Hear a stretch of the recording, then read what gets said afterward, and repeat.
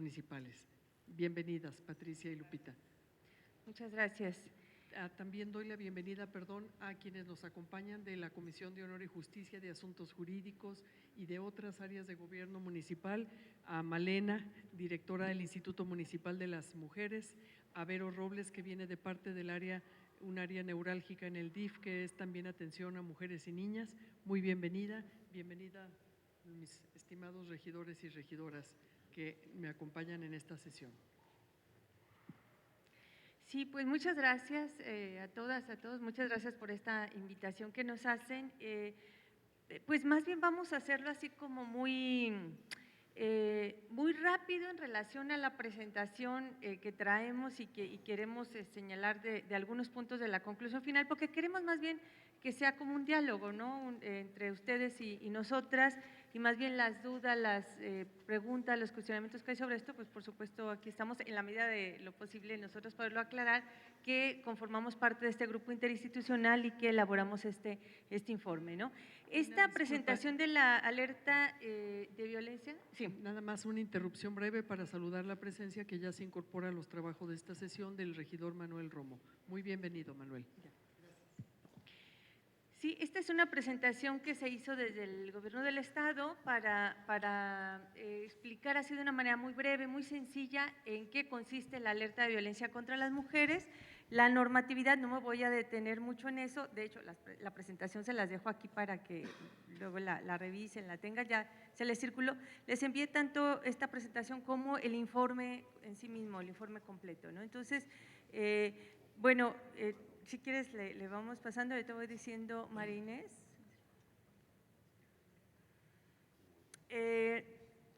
La Ley General de Acceso a una vida libre de violencia para las mujeres es en donde está contenido este precepto jurídico, este mecanismo jurídico que es de la alerta de violencia contra las mujeres en el caso de Jalisco y la alerta de violencia de género a nivel federal o a nivel general, ¿no? Entonces, para hacer una distinción, en el caso de Jalisco no se utilizó la normativa federal, sino que se utilizó la normativa estatal, y por eso es que es el propio gobierno del estado quien promueve y anuncia y se pronuncia por esta alerta de violencia contra las mujeres, ¿sí?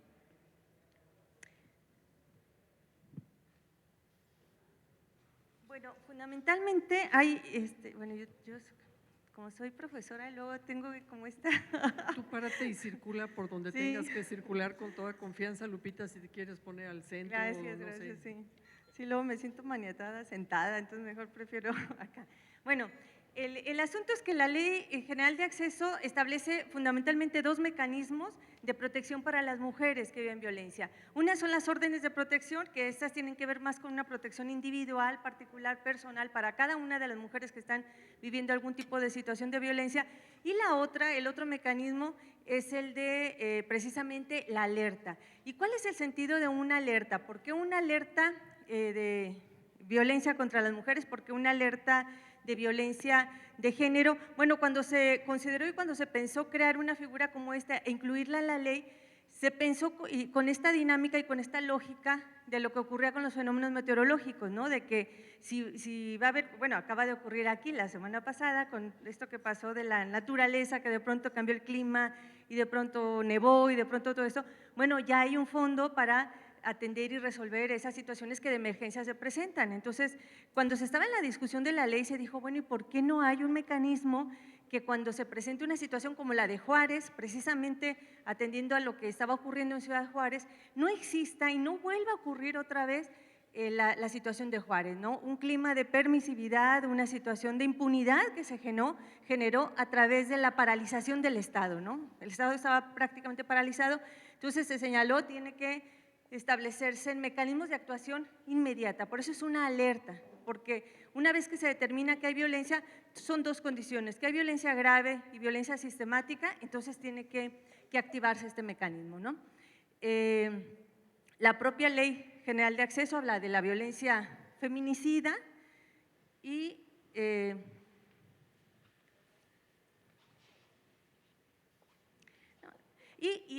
señala cuáles son o en qué consiste, cuál es la dimensión de este mecanismo jurídico en el caso de la ley estatal.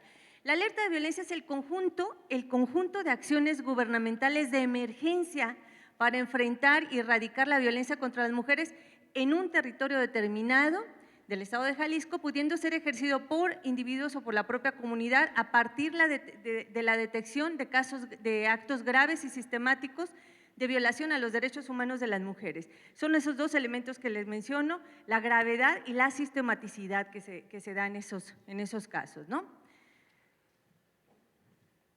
El objetivo de la alerta es establecer medidas de emergencia que están contempladas ya en la ley, y estas medidas, que algunas son a corto, mediano y a largo plazo, como lo vamos a ver ahorita, cuáles son las que se determinan, ¿sí?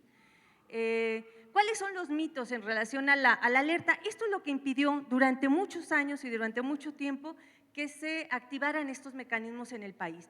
Nosotros desde la sociedad civil, desde hace muchos años, habíamos estado haciendo una incidencia política importante para que se activara este mecanismo. Sin embargo, había sido rechazado por muchos obstáculos que se habían interpuesto ahí, pero sobre todo era este mito el que prevalecía, ¿no? Que la alerta de género, la alerta de violencia contra las mujeres es un acto de sanción hacia aquellos estados que puedan ser sujetos de una solicitud de la misma. Nada más lejano que eso, ¿no? O sea, no se trata de una sanción, sino al contrario. Una vez que se activa, lo que tú estás viendo es que es un estado preocupado por atender una problemática, ¿no? Lo que ocurría antes es que era como esta política del avestruz, ¿no? De esconder la cabeza, y creían que con eso se invisibilizaba una situación que era real y que ahí estaba, ¿no? Se pensaba, además, que era una acción que buscaba denigrar la imagen de los gobernantes con fines electorales, el señalamiento que dejaba en evidencia la incapacidad del Estado por resolver una problemática de violencia, y además que era un mecanismo que generaba recursos para la operación de la sociedad civil. Bueno, pues todos esos son mitos, nada de eso es real. Lo que significa una alerta de violencia contra las mujeres en realidad es que es un mecanismo de coordinación interinstitucional para la creación de políticas transformadoras en favor de las mujeres y niñas. Y el hecho de que estemos ahora aquí, que ustedes nos hubiesen hecho el favor de invitarnos, tiene mucho que ver con esto, cómo se coordinan y cómo debe de vincularse todas las instancias para responder a una alerta. Yo creo que ese es uno de los grandes pasos que da la alerta, ¿no? Antes de ese mecanismo, cada instancia y cada administración, ya sea ejecutiva, municipal, etcétera, pues hacían sus esfuerzos de acuerdo a sus capacidades, sus intereses y demás, pero todos estaban desvinculados. Bueno, pues la alerta, la activación de la alerta nos permite esta coordinación interinstitucional. Y ese es el gran paso. Nos parece que el gran paso de la alerta es que por primera vez hay un reconocimiento de la problemática, ¿no? Es un reconocimiento de una problemática que no es privativa de un Estado, sino es un fenómeno y una problemática que existe en todos pasos, pero para atenderlo, para resolverlo, lo primero que tienes que hacer es reconocerlo, ¿no? Es como los casos de las gentes que viven adicciones, ¿no? ¿Cómo van a superar un problema de adicción, de alcoholismo, etcétera? Si lo primero que hacen no es reconocer que tienen un problema. Bueno, en el caso de Jalisco se reconoció la existencia de un problema, de la gravedad y de la sistematicidad de esa violencia contra las mujeres en el Estado. Bueno, esta figura jurídica que desde su naturaleza se crea con las finalidades de ser el hilo conductor para el combate a la violencia de género, prevenir la violencia de género, y también es una respuesta frontal ante la situación de violencia que se presenta en contra de las mujeres en algunos municipios del Estado, ¿sí? El CEPAIBIM es el Consejo Estatal para Prevenir, Atender, Sancionar y Erradicar la Violencia contra las Mujeres. Está integrado por las y los titulares de las instituciones de gobierno. Este es un consejo que se creó con la propia ley de acceso a una vida libre de violencia para las mujeres en el Estado. La realidad es que pues no ha tenido el impacto que debe de tener, ¿no? O sea, si a partir del CEPAIBIM se hubiesen realizado todas las acciones de prevención de las violencias desde hace muchos años, desde el 2008 por lo menos que se creó en Jalisco, pues estaríamos en otra situación, ¿no? Y no en una situación de alerta. El grupo interinstitucional, este grupo interinstitucional y multidisciplinario integrado por 5 académicas y académicos de instituciones de gobierno, que fuimos quienes elaboramos el informe. En esta ocasión se conformó por 3 académicas de la Universidad de Guadalajara, un académico de la Universidad de Guadalajara y una académica del ITESO. Bueno, además de ser conformado este grupo interinstitucional por académicas y académicos, también se integró por representantes de la Secretaría General de Gobierno, de la Secretaría de Educación, del Instituto Jalisciense de las Mujeres y de la Fiscalía General del Estado, especialmente estuvo representada ahí con el fiscal de Derechos Humanos. Y el informe final que elaboramos, contiene las conclusiones de la investigación, así como las propuestas para implementar en 4 ejes fundamentales, que son la prevención, el acceso a la justicia, la sanción y la protección. La secretaria ejecutiva del sistema es la presidenta del Instituto Jalisciense de las Mujeres y es desde ahí que se están generando todas estas acciones de coordinación. Las fases que llevamos para la elaboración del informe, la ruta crítica que se le denominó, en la fase 1 fue la detección. Comenzamos a hacer un proceso de investigación, de solicitud de información. Una de las primeras cuestiones que nos encontramos nosotras de dificultades y de obstáculos es que no existen bases de datos completas en las instituciones, no existe una información, como lo señala la propia sentencia de Campo Algodonero, de bases de datos de niñas y de mujeres desaparecidas o de casos de violencia contra las mujeres, es decir, no había una información clara y precisa desde las instituciones. Luego ocurrió que cuando el propio fiscal de Derechos Humanos solicitaba información, o sea, ni a él se la daba, ¿no? Ese era el absurdo, ¿no? Entonces, fue enfrentarnos a esos procesos, a esos obstáculos desde la obtención de la información. Se hizo también un trabajo de campo, de acudir a las diferentes instituciones que atienden problemáticas de violencia contra las mujeres y también se tuvo acercamiento con familias de las víctimas, mujeres que han vivido violencia, ¿sí? El informe final se presentó el 5 de enero de este año y finalmente el 11 de febrero se hizo la declaratoria de la activación de la alerta de violencia contra las mujeres.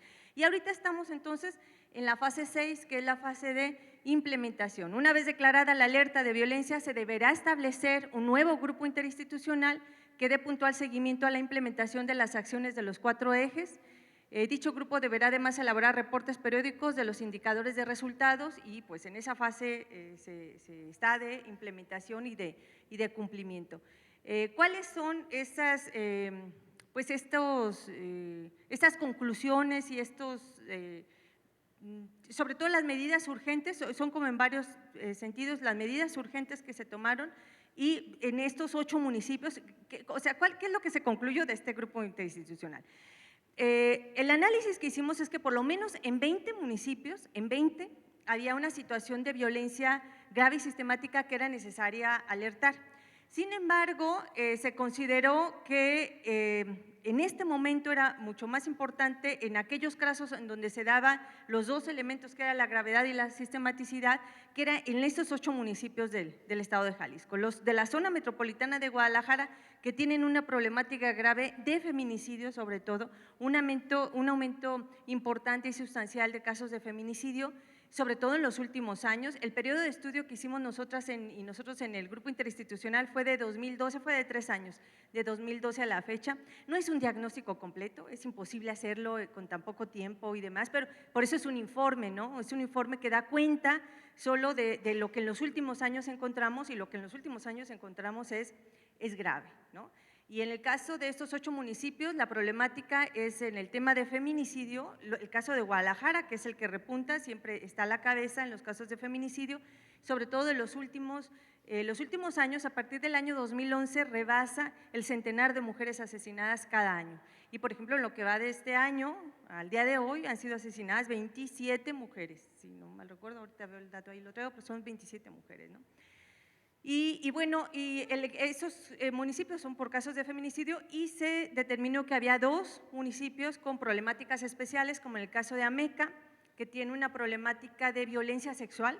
Ahí los casos de violaciones sexuales rebasan el promedio, el mínimo que hay de delitos denunciados en todo el estado, ¿sí?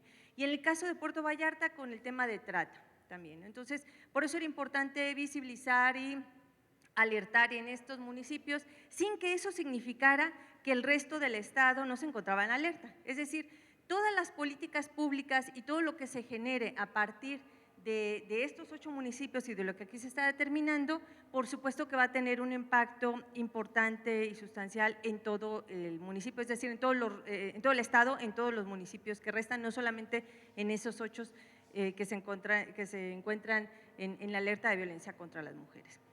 Yo, por el momento, dejo hasta aquí para dar paso a la compañera, hablar también de estas conclusiones y luego ya abrimos el espacio, si les parece, a las preguntas, el diálogo con ustedes de cualquier duda y de cualquier inquietud.